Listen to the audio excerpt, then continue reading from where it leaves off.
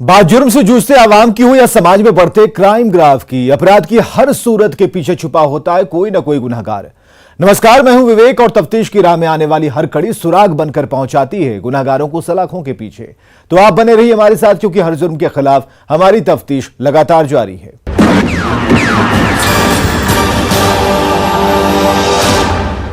दोस्त जिगरी था, लेकिन उसकी आशिकी ने दोस्ती में दरार डाल दी, जहां से दुश्मन की दुश्मनी की नींव पड़ गई और दोस्त का जाने दुश्मन बन बैठा। उसके पीठ पीछे कत्ल की साजिश का स्क्रिप्ट लिखने लगा था, जिसके बारे में उस दोस्त को बिल्कुल भी भनक नहीं थी। मन ही मन कातिल दोस्त ने तारीख भी तय कर रखी थी, और वो तारीख थी 30 जुलाई की, जिस दिन फ्रेंडशिप डे था। उसके बाद जो हुआ, उसने घर के सूरज को हमेशा हमेशा के लिए बुझा दिया। लापता नाबालिग छात्र का मिला शव, फ्रेंडशिप डे के दिन दोस्ती का कत्ल, सूरज को प्यार की सजा दी मौत।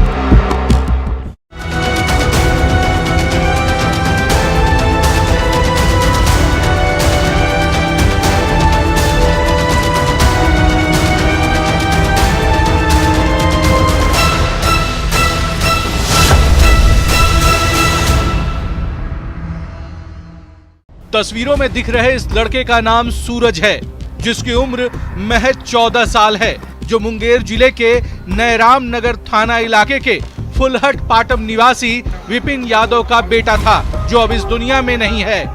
इसका कातिल कोई और नहीं बल्कि इसके जिगरी दोस्त हैं, जिन पर सूरज अपनी जान लुटाने को तैयार रहता था।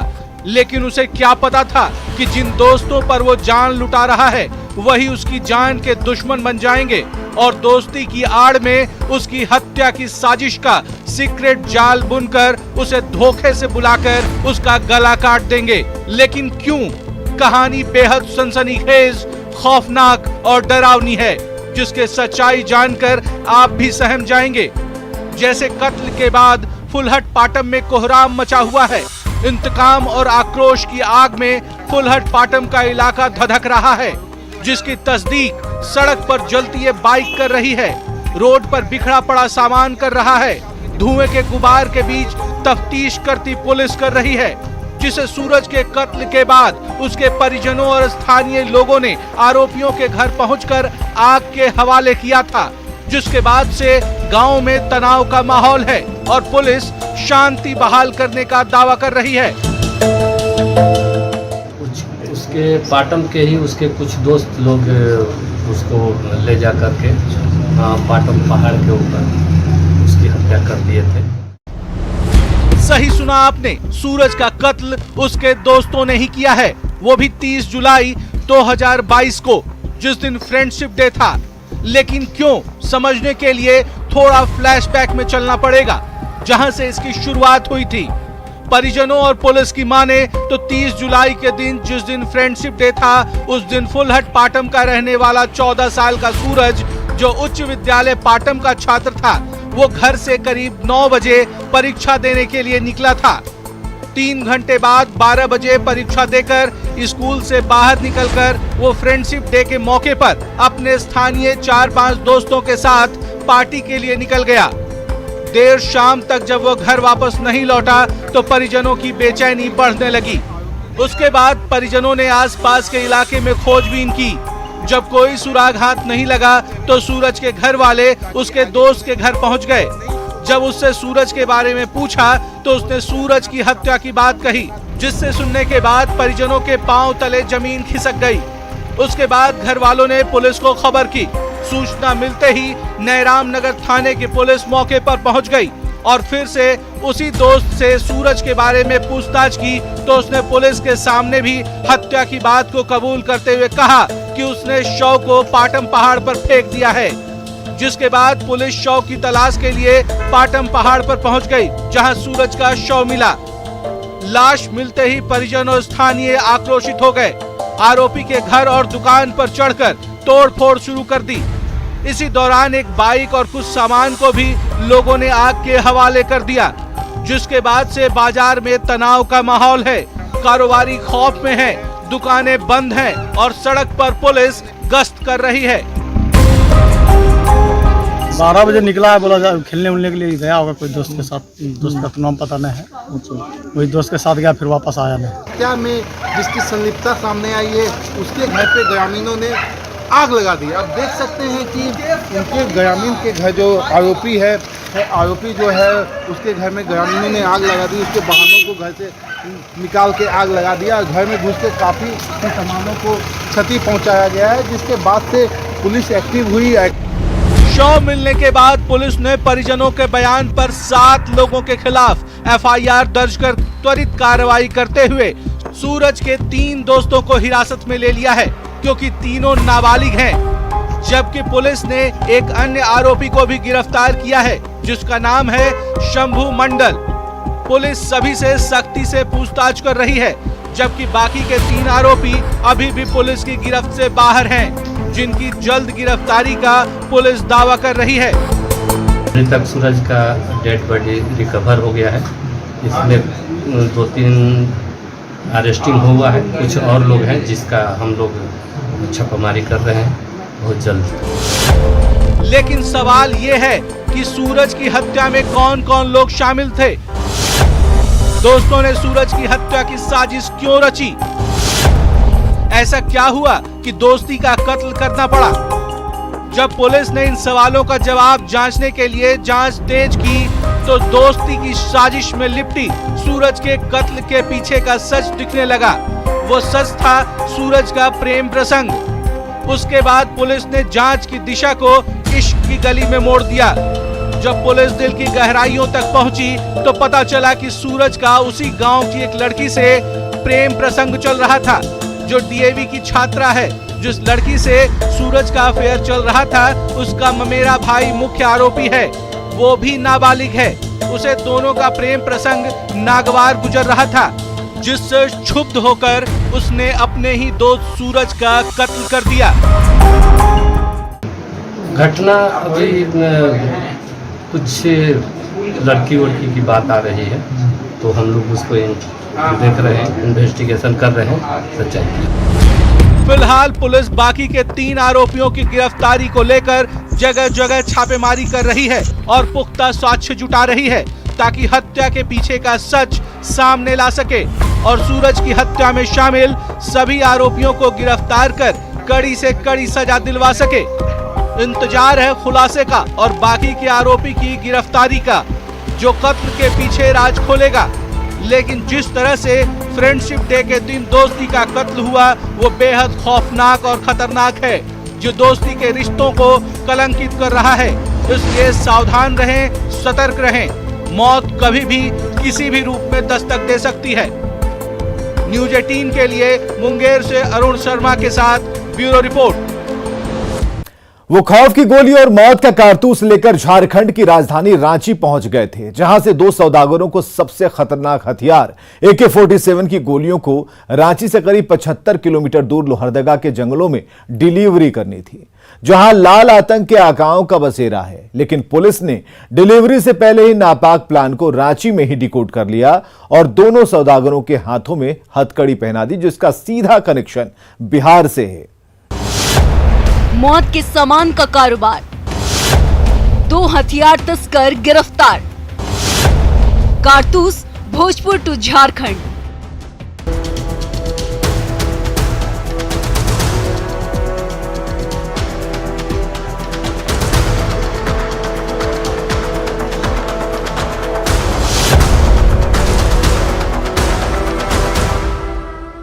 पुलिस वाले के सामने लगे टेबल पर खौफ की गोली और मौत की कारतूस से लिखा रांची पुलिस का खौफनाक और डरावना मंजर झारखंड की राजधानी रांची की है, जिसे रांची पुलिस के जवानों ने लाल आतंक के हाथों में डिलीवरी से पहले ही प्लान को डिकोड कर हथियारों को सौदागरों के हाथों में हथकड़ी पहना दिया है और उन्हीं कारतूसों से शॉर्टकट में रांची पुलिस लिख डाला है। इससे आप अंदाजा लगा सकते हैं कि दोनों के पास से कितना कारतूस बरामद हुआ होगा, जो आम असलहों का नहीं है। खौफ और मौत की ये गोली सबसे खतरनाक हथियार AK-47 की है, जो ट्रिगर दबाते ही शरीर के आर पार हो जाती है। जब पुलिस ने इन कारतूसों की काउंटिंग शुरू की, तो गिनती 300 के करीब पहुंच गई, जिसका सीधा कनेक्शन बिहार से है। पुलिस ने दोनों आरोपियों के पास से 1,93,000 कैश भी बरामद किया है। बताएंगे पूरी कहानी, लेकिन उससे पहले हथियारों के सौदागरों की गिरफ्तारी पर रांची सिटी एसपी ने क्या कुछ कहा वो सुन लीजिए। हम लोगों को मिली उसके अनुसार हम लोगों ने रेड किया और इसमें से 2 व्यक्तियों की गिरफ्तारी हम लोगों ने की है। इसके पास से 295 AK-47 की गोली मिली है, साथ ही 1,93,000 रुपये भी इनके पास से कैश बरामद हुआ है। इनका मुख्य रूप से काम यही होता था कि ये बिहार इत्यादि से आकर गोली लाकर यहाँ रांची में उसकी खरीद बिक्री करते थे और अन्य किसी जगह पर उसको भिजवाते थे। सही सुना आपने, जिन 2 हथियार तस्करों को पुलिस ने गिरफ्तार किया है उसमें ईश्वर पांडे और प्रीतम मिश्रा शामिल है।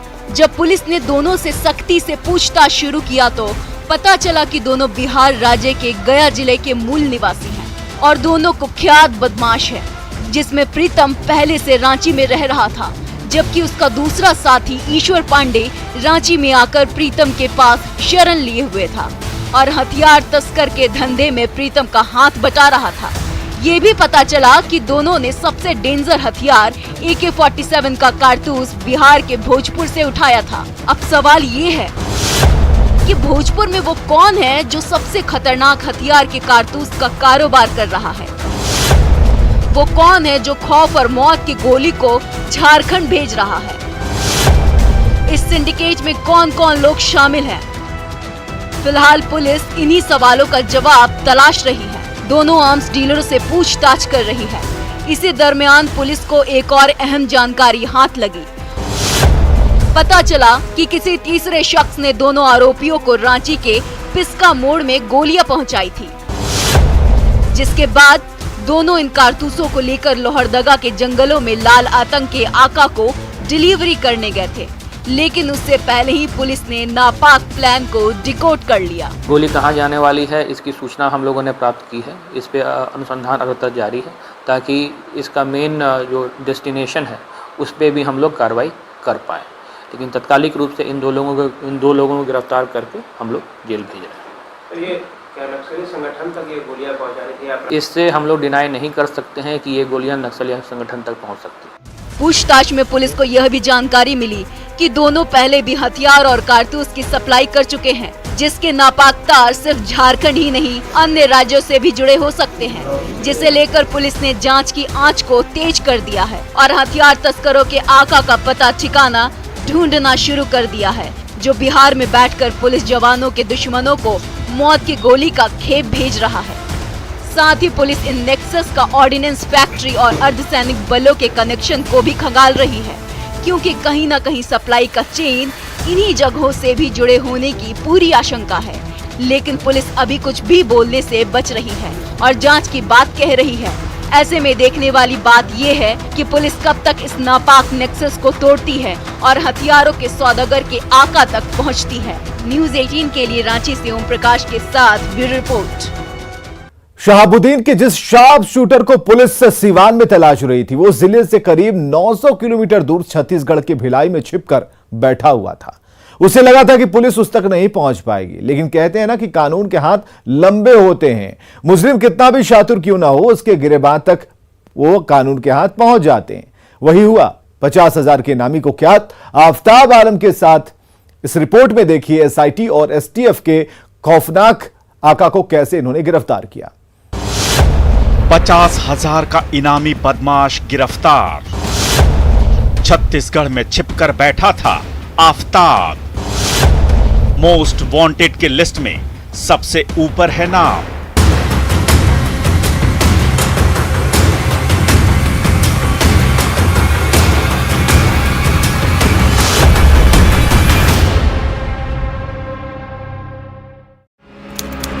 आफ्ताब आलम। सिवान जिले में खौफ और दहशत का यही वो नाम है जिसकी एक आवाज पर पूरा शहर कांप जाता था। एक समय ऐसा भी था जब पुलिस इसके सामने जाने से कतराती थी, लेकिन शहाबुद्दीन के निधन के बाद ये कमजोर पड़ गया। फिर पुलिस की आंखों में धूल झोंककर आपराधिक वारदातों को अंजाम देने लगा और पुलिस वालों के पहुंचने से पहले ही आंखों से ओझल हो जाता था। यही वजह थी कि ये 24 से ज्यादा कांड में अब तक फरार चल रहा था। एमएलसी प्रत्याशी रहे रईस खान के काफिले पर AK-47 से हमला करने का भी इस पर आरोप है, जिसमें एक युवक की गोली लगने से मौत भी हो गई थी। तब से पुलिस इसकी गिरफ्तारी को लेकर सिवान में खाक छान रही थी, लेकिन ये सिवान से करीब 900 किलोमीटर दूर छत्तीसगढ़ राज्य के भिलाई शहर में छुपकर बैठा था। जब इसका कोई सुराग हाथ नहीं लगा तो थक हार कर पुलिस ने इसे मोस्ट वांटेड की लिस्ट में शामिल कर 50,000 रुपए का इनाम घोषित कर दिया। इसके साथ ही पुलिस ने 2 अन्य अपराधियों के नाम पर भी इनाम घोषित किया है। इससे आप अंदाजा लगा सकते हैं कि ये कितना खतरनाक है। इसे लगा था कि पुलिस इस तक पहुंच नहीं पाएगी, लेकिन पुलिस ने इसकी सोच को गलत साबित कर दिया। SIT और STF के जवानों ने छत्तीसगढ़ जाकर इसे दबोच लिया, जिसके बाद इसे सिवान लाया गया है, जहां कोर्ट में पेशी के बाद जेल भेज दिया गया। एक घटना यहाँ घटी थी जिसमें MLC के प्रत्याशी थे रईस खान, उन पर एक गोलीबारी की घटना घटित हुई थी, उसमें एक आदमी की मृत्यु भी हो गई थी। उस संदर्भ में ये प्राथमिकी के नामजद अभियुक्त थे आफ्ताब आलम, इनकी गिरफ्तारी के लिए पुलिस लगातार छापामारी कर रही थी। उसी क्रम में गुप्त सूचना के आधार पर इनकी गिरफ्तारी की गई है और गिरफ्तारी करके आज इनको जेल भेजा जा रहा है। जहाँ तक आफ्ताब आलम का प्रश्न है तो ये पहले से ही कुख्यात अपराध कर्मी रहे हैं और इनकी गिरफ्तारी हेतु इनाम भी घोषित किया गया था और लगभग 2 दर्जन से अधिक के मामलों के ये वांछित अभियुक्त। जिन 3 अपराधियों को पुलिस ने मोस्ट वांटेड की लिस्ट में शामिल किया है और 50,000 का इनाम घोषित किया है, उनमें गोलू सिंह और राहुल सिंह का भी नाम है, लेकिन उस लिस्ट में आफ्ताब आलम का नाम सबसे ऊपर है। इससे आप समझ सकते हैं कि इसे गिरफ्तार करना पुलिस के लिए कितनी बड़ी चुनौती थी।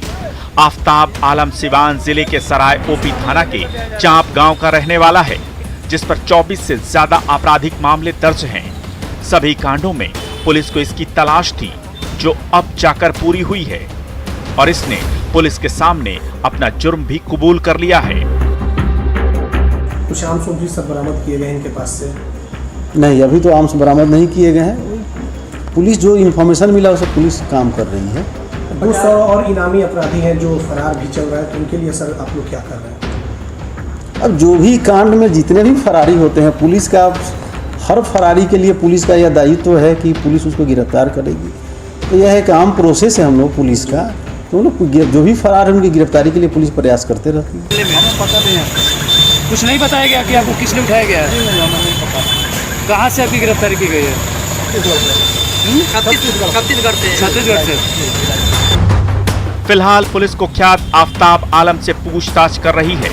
उसकी निशानदेही और इनपुट पर आगे की कार्रवाई में जुटी है और राहत की सांस ले रही है, क्योंकि इसने पुलिस वालों की नींद हराम कर रखी थी। अब जरूरत है चार्जशीट दाखिल कर इसे सख्त से सख्त सजा दिलवाने की, ताकि ये फिर कभी जेल की सेल से बेल पर बाहर ना आ सके। न्यूज़ 18 के लिए सिवान से मृत्युंजय सिंह के साथ ब्यूरो रिपोर्ट। तो अपराधी चाहे लाख शातिर हो, तफ्तीश की दिशा अगर सही है तो बच नहीं सकता कोई गुनहगार सलाखों के पीछे जाने से। पुलिस चाहे सोई हो, मुजरिम चाहे कोई हो, आप बने रहें हमारे साथ, क्योंकि हर जुर्म के खिलाफ हमारी तफ्तीश लगातार जारी है।